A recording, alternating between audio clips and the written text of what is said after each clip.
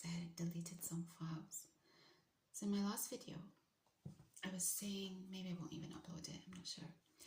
I was talking about the Shoe on Head recent video and also the Diary of a CEO recent video, where they were talking about, in the Diary of a CEO video, they were talking about, they keep talking about this topic, the dating crisis no one wants to talk about, masculinity debate, are dating apps creating incels? Lonely men are more dangerous than ever. No, lonely men are not more dangerous than ever. One of the things he also says, Scott Galloway in this video, is that men are weaker than women. Men are mentally weaker. Not true. Not true at all. One of the reasons I enjoy spending time with men is that I find them to be incredibly strong. Okay, you can argue that the men that I would have, because I don't really spend time with people these days, socially anyway, but the men that I would have spent time with were not the generation that are coming up now, i.e. Gen Z. They would have been older, so they would have either been my generation, older, or just slightly below. So you could argue that they're a completely different breed of man. And I don't have access to people who are younger.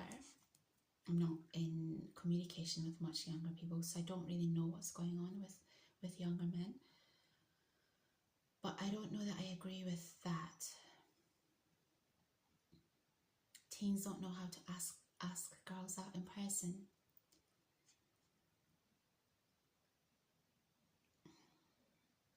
So I suppose I'm getting a little bit bored of this whole thing, this whole masculinity debate and all this stuff about incels and the manosphere, and it's like the same things being talked about over and over and over and over again. There was one video that I saw, and I can't remember on whose channel it was, but it was this British guy in a car. He was sitting in a car and he was slightly overweight, had big massive beard, and he had really lovely eyes, really nice eyes. Immediately I noticed his eyes, and he was saying that in this video that on dating apps, or I think on dating apps, he was being referred to as ugly, and this horrified me. Firstly, there are no ugly people. There are no ugly people. There's just a grooming issue. That's it. That's the first point. Secondly, if you see ugliness in another human being, maybe you just have an ugly heart. Maybe you just cannot see the beauty in the world around you. That's the second point. And so you mustn't take these people who say things like that, you mustn't take them seriously at all. So this comes back to self-esteem dilemma, I think. You must have such a strong sense of self-esteem. How do you get self-esteem? You get self-esteem by doing things that are difficult. You get self-esteem by taking care of yourself physically and mentally. You get self-esteem by achieving things. You get self-esteem by loving yourself. How do you love yourself? You love yourself by, for me anyway, having a very strict code of conduct that I adhere to. And some people might think that's boring, and they're free to think that way. But having that code of conduct means that no matter what people say or about me or to me, or if they're trying to pull me down in any way, it doesn't affect me, other than my feeling a sense of maybe brief irritation, like, what's wrong with this person? Why are they like this? Other than that, because I have a strong sense of self, it doesn't trouble me. And I think this is what's lacking. People are not doing the hard work on themselves. So when it comes to this whole guy thing, again, I don't know much about the issues with Gen Z personally, because I don't interact with Gen Z at all. But I'm fascinated by them because I think they have such incredible qualities, and they're not only letting themselves down, but they're also being let down. So if I was a guy who was Gen Z, and it seems like there's two things that are happening. Let's forget about these really hot and gorgeous men who come from amazing families and they've got lots of money and all the girls love them. Okay, let's forget about that group. Let's look at the group of men who are either gorgeous and hot, but perhaps don't have money, and so these younger women don't want to date them. And let's look at the group of guys who perhaps do have money because they've got the education and the skills, and their future potential is looking amazing, but maybe they're overweight or physically they don't feel that they're particularly attractive. So let's focus. I won't focus on the guys who have none of this, because everyone has something. And if you're telling me that you have none of this, neither the beauty nor the skills, then I'm about to tell you how you can work your way into these two groups. There are no ugly people, and I'm going to reiterate this until it really hits home. On Instagram, there are these channels that fascinate me. They're barbershop channels where someone goes in and they look in the most polite way, all age groups, from young guys all the way to older men. These are men that women would just not notice, not because they're not attractive, but because they've got the worst grooming and potentially no sense of style, and they're just not doing themselves any favors. And then the barber gets to work on them, and I kid you not, on each and every single video, my jaw just drops. These guys, all of them, turn out to be really, really attractive in some way or other. So I refuse to acknowledge these guys who say I'm not attractive or I'm an average guy. If you're an average guy, A, maybe your grooming is not great, B, maybe your sense of style is not great, and C, maybe you are not physically looking after yourself. It's so easy for men to do 100 push-ups a day and just have the best shape just by doing 100 push-ups a day. Men need to do very little to get a really, really nice physique. So there are no excuses, in my mind, of men not investing even 20 to 30 minutes a day on their bodies because it's so easy for them to get a nice physique. So that's the physique part out of the way, right? And then the sense of style. Again, it's really easy to have a very basic look, but always look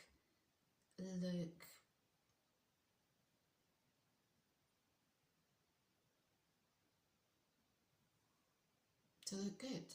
You don't need to do that much to look good. You can have a uniform. I don't like using this word capsule wardrobe, but you can end up just having a capsule wardrobe where you've got the same number of shirts, same number of jeans, same number of coats, and just mix and match, and that's all you need.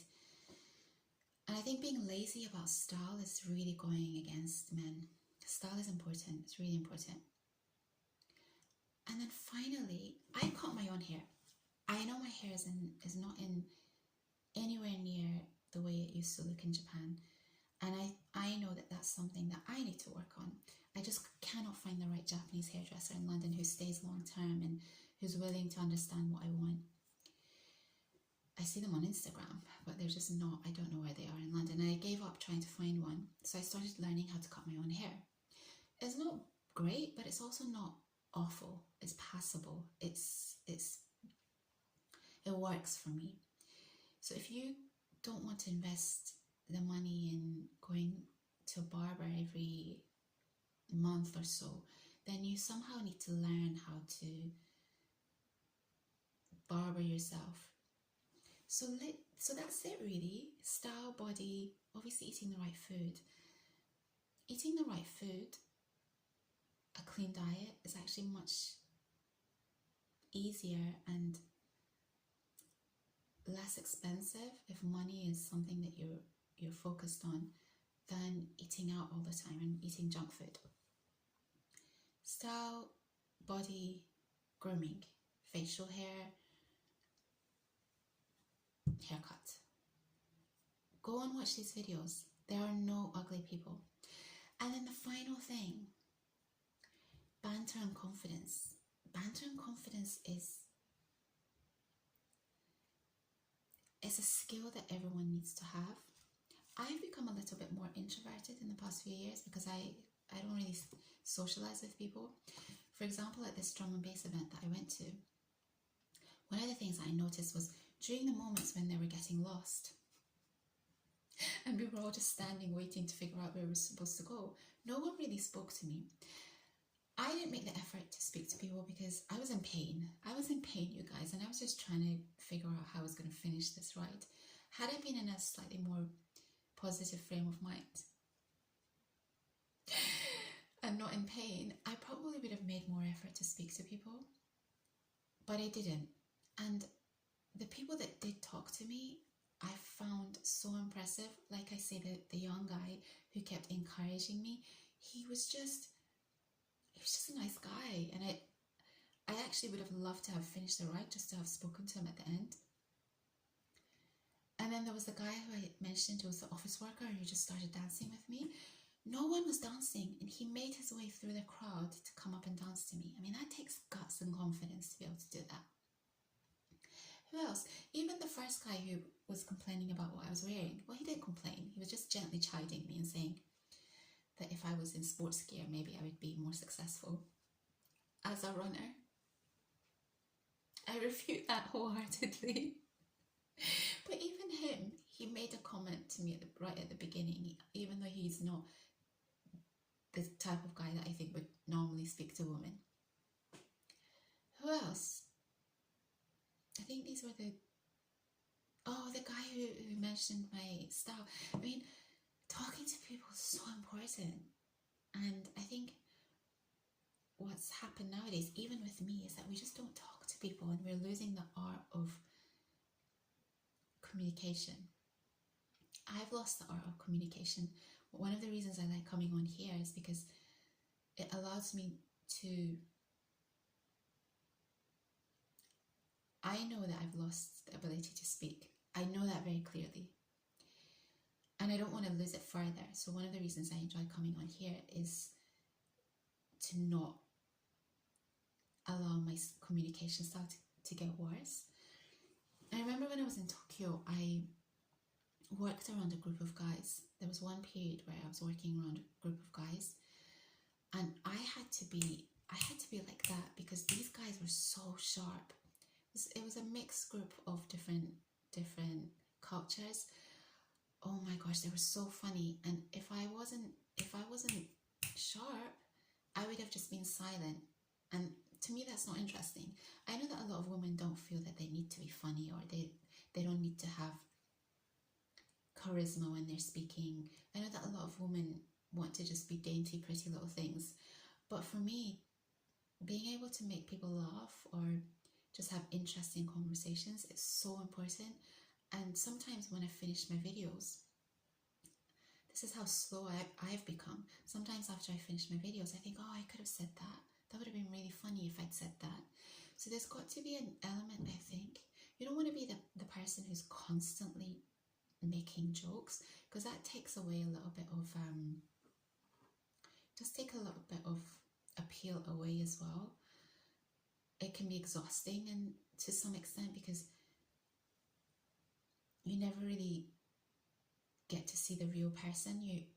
There's an impression that the person's just trying to cover up who they really are by constantly making jokes, and that's my impression of men who are constantly making one joke after another.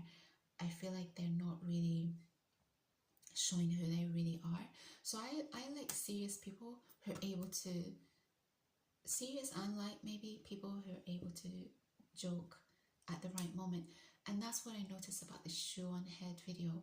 Literally no banter whatsoever in these text messages between these women and these guys. So this is, I think, an issue with Gen Z. Just come off your computer. I mean, I would love to get rid of my smartphone. I want to smash my smartphone on most days. I won't say that because I keep losing, my smartphones keep getting damaged, but Ed Sheeran doesn't have a smartphone. He got rid of his phone years ago. That's why he's able to still be creative. Being on the internet sucks your creativity, sucks my creativity. Anytime I come off YouTube, I feel just happier and more peaceful. Because you're focusing on external stuff, you're not focusing on yourself. That's why I'm trying to read, because I want to get back into my creativity. I want to be silent and still, and I don't want to have people's voices in my head. The problem nowadays with people on the internet is that they see everything in a black or white way. And the world isn't like that. The world isn't like that.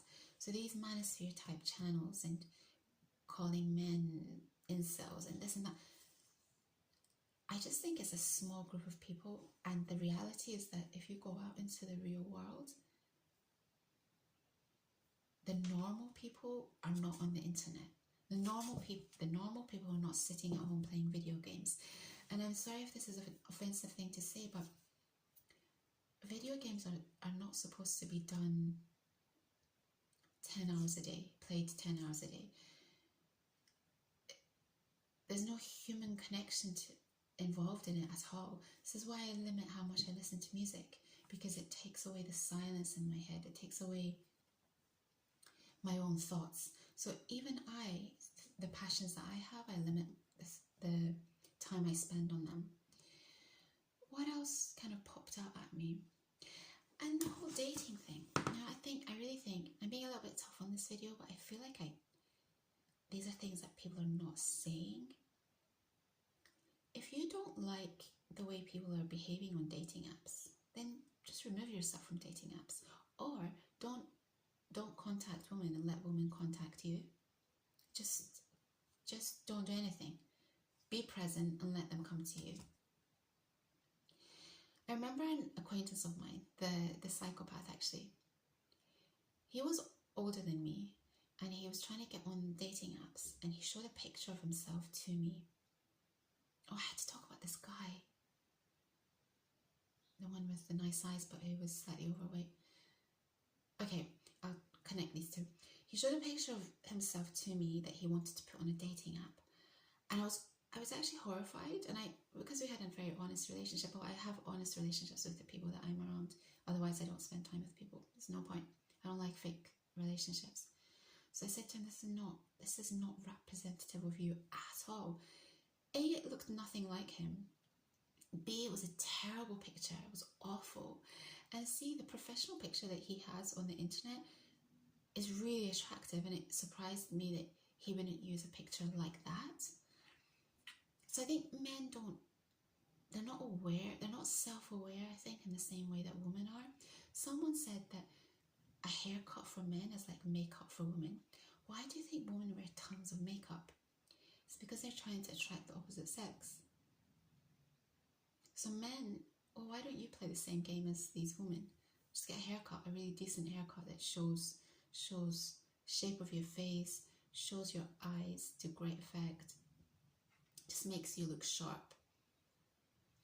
So I think one of the things that is happening is that men are not putting as much effort into themselves as women are, and this emotional intelligence thing. Oh, I was saying negativity. Gosh, there's so much to this. Let me just get back to this guy and then I'll come to negativity. This guy in the car who was saying that women were calling him ugly. This was so distressing to me for this guy because there was nothing ugly about him. He was just slightly overweight and he had a lot of facial hair. so he was kind of hiding his features, and he had these really beautiful eyes that he was just doing nothing with. Everyone has something. Some people have a great smile. Some people have fantastic eyes. Some people have got amazing cheekbones. Some people have got really nice hair. I mean, everyone has something. And I think it's our duty to ourselves to make the most of what we have. So that really horrified me that he is being spoken to like that. And if these are the type of women that are on social media or in dating apps, why would you want to interact with these type of women? So a huge favor is being done to you that these type of women are not coming your way or are not interested in you at all. You're doing yourself a huge favor. That's one thing. The other thing I was saying about men, negativity in men, to me, is possibly one of the traits that I really stay away from. One of the things that I loved about the Japanese was that they were always positive. No matter how difficult things were or how much of a difficult scenario they were in, they always chose to see the positive in a situation. And you very rarely hear them speaking negatively.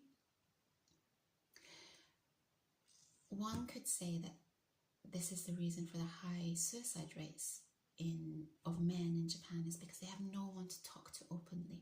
So this is what I'm going to say to you about this. Talking about your emotions is really important. Being negative about your emotions can show an element of weakness or not being in control. And as a man, you want to, as a person, even with myself, I don't like it when I come on here and I'm negative. It really upsets me. It's not me. And so whenever I watch videos back where I've been negative, I've just not liked those videos at all. I mentioned to you that there was a guy a couple of years back, British guy no less. And why am I saying that? Is because I've always found that American men in particular, and European men from the warmer countries, and Persian guys even, tend to be able to speak more in a more heartfelt way, whereas British guys, I think, tend to be a bit more cool and less able to express how they feel. However, a couple of years ago, I did meet, I mentioned him to you guys. The acquaintanceship ended because he was taking advantage of my good nature, and I didn't like that. This was a professional situation, and I was helping him in ways that I didn't even need to help him. Now that's on me, but to take advantage of that when I'm going above and beyond to help you out, it is not attractive to me. So the ending of the acquaintanceship was not great, but this guy was going through it. He was in a really tough spot. And I think he's the first British guy that I've ever come across who was able to express the depths of despair that he was in such a logical and controlled way that I respected how he was able to express himself. He was very factual about the difficulties he was having. He did come across negative occasionally, but not too much. He was negative about other things like money and stuff like that, even though he came from old money and there was a lot of money in his family. So I suppose I found that slightly unnecessary and unattractive, because money was not an issue in his family, but it kept cropping up in conversations with him. He kept talking about it. But when he was talking about his emotions, he was so eloquent in expressing himself, and I found it a joy listening to him speak. I think I realized at that point how I'd shut myself down just to be able to manage and get through all the stuff that I was going through. And so it was amazing to me listening to a guy speak about how he was feeling in such an honest way. And yet he seemed very much in control, even though he clearly was going through a really, really, really tough time. The stuff he was telling me, it was just, yeah, I felt for him. He was dealing with a lot. So there is a way to talk about your emotions whilst being in control. And I think this is a skill that has to be developed. And I want to develop that skill as well, where I'm able to talk about things that are really troubling me and causing me bother, but in a way that I'm still in control of the scenario. So I think I basically covered everything. If I was a guy in his 20s, I would see what's going on in the world in terms of relationships and women as an opportunity to just be the best. I wouldn't sit and watch manosphere content and delve into the comments, because the comments are of people who unfortunately have either had some difficulty, have had some difficulty with women, or for example, John Griffin's videos, they've had really tough divorces, and there's so much to learn from these guys, the red flags and all that kind of stuff. But as a guy in your 20s, if you're a guy in your 20s, I was looking at the stats on my videos, and the majority of people, I know there are not many of you here, but